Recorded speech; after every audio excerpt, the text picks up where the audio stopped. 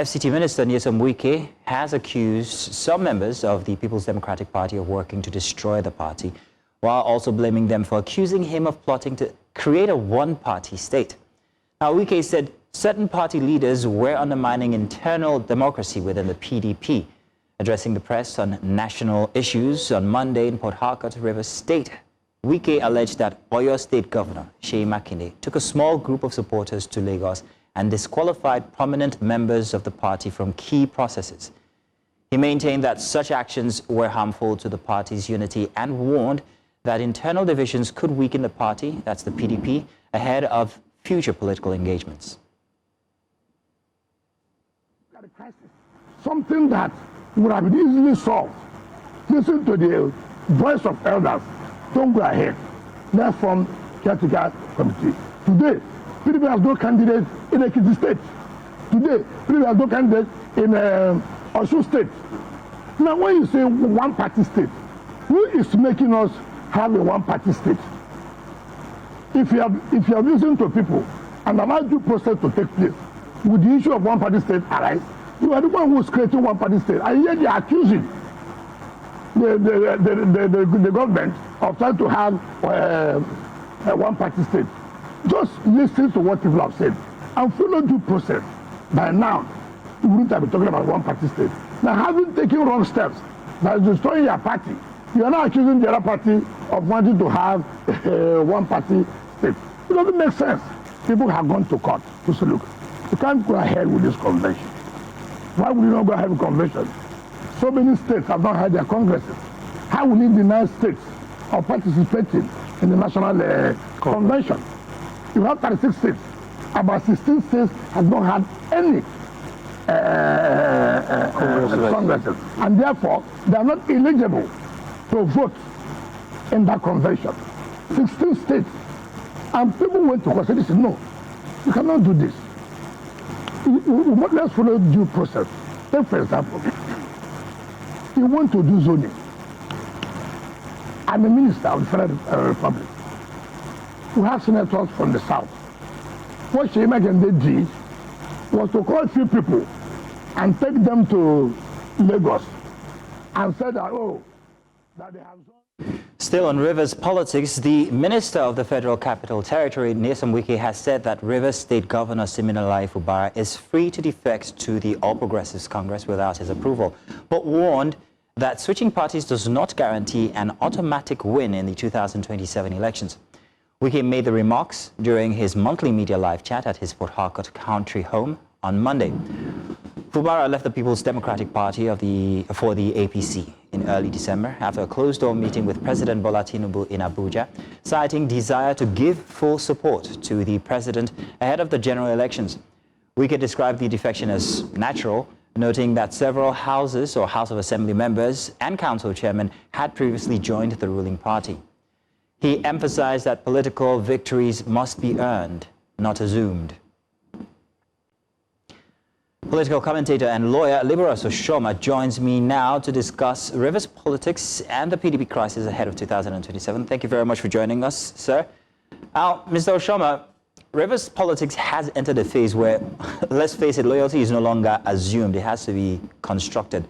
So the question that we're going to be asking now is, exactly how does Governor Fubara intend to make sure that his strategy from now on is one that builds his group within the APC instead of the PDP, also noting that the APC has a very strong structure from already?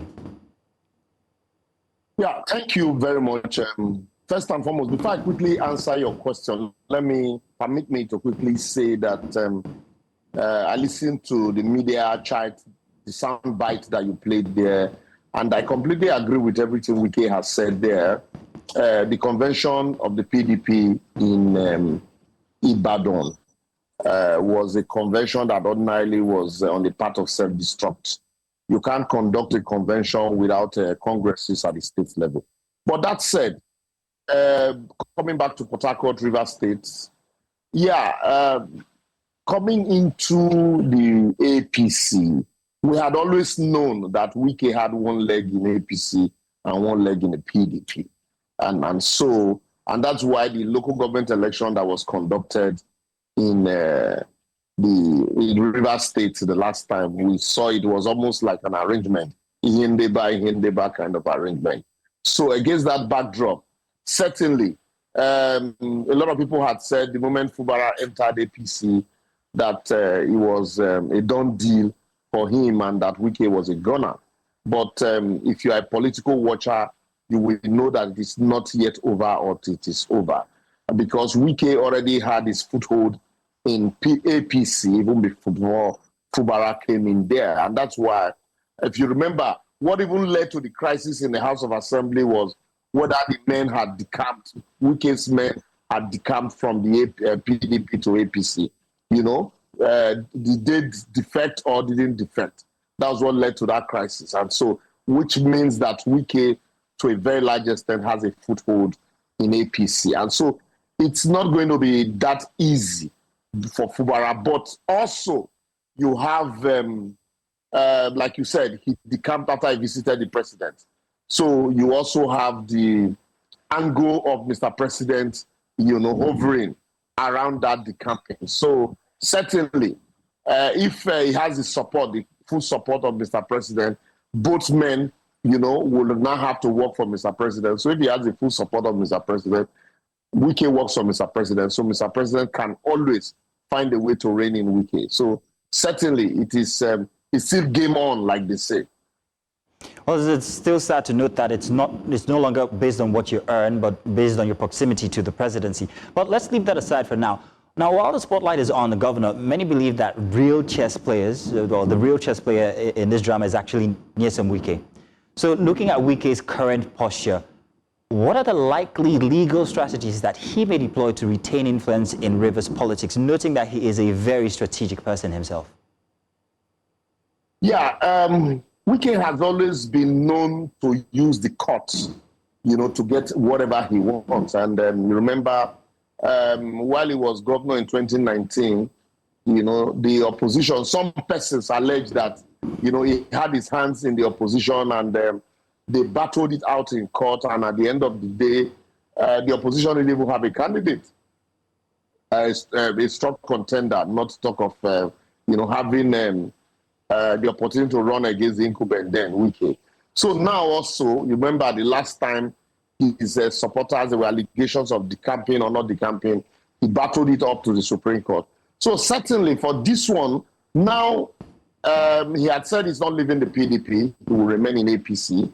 He's not leaving the APC, he will remain in PDP, and he will work for the APC, support of Mr. President. So even though he has his men in APC, to a very large extent, you know, you can say he will not fully dictate what happens in APC because the APC as a party still have Mr. President, like I said earlier on. But he would have, you know, to a very large extent, you know, a say in the Congress on who elects or who determines, at the Congress that will determine the election or the primaries of the governor in the state.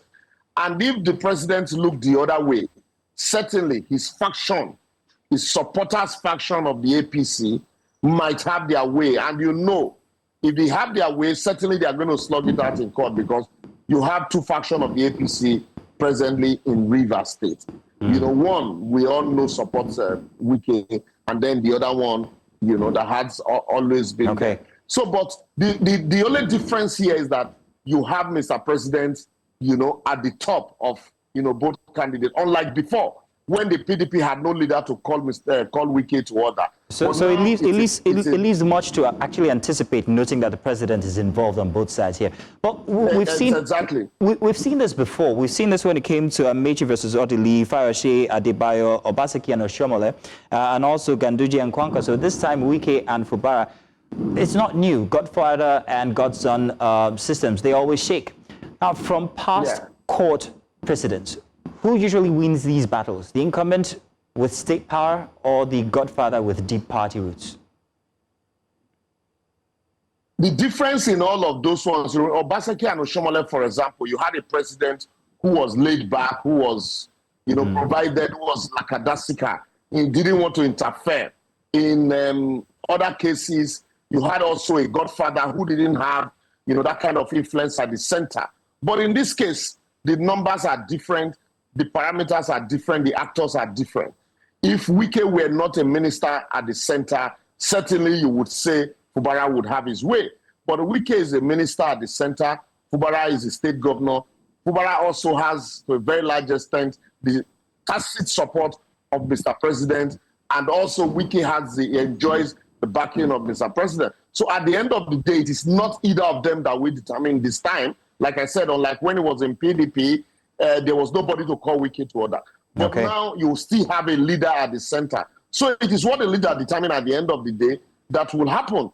But still, the people also, because now there's even more opposition in Rivers State, whether we like it or not. Wike is in PDP, but we all know that he's in APC. So it is what the president eventually decides. And if the president decides that Fubara should go, Wike would grumble, but at the end of the day, he will work for him. Well, Mr. Liborous Oshoma, I want to say thank you very much for joining us. We have very limited time on tonight, but we will have this conversation on other platforms. We have our seats set for 2027. We'll wait to see what happens with the Fubara versus Wike versus APC episode. Thank you, Mr. Liborous Oshoma. Yes, my pleasure, always.